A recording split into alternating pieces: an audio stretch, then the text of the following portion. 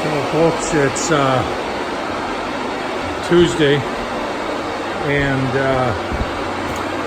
see, if you want, you can open these windows. I'm not heating the place. Yeah. It's up to you.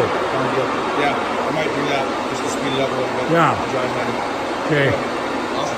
Yeah. So what they did is they puttied all of this floor, and now they're literally waiting for it to dry, and then they'll come back with their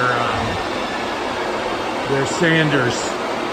You know, yeah, I mean, I know what I can do well and what I can just do, and there's no way I could have even accomplished doing this hardwood floor sanding. This is just way beyond anything that I could have even comprehended.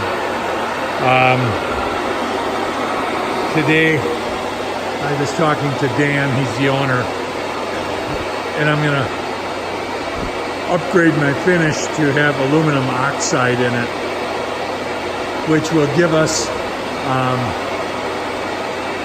a harder finish, and that'll be important because we have the dogs and their claws.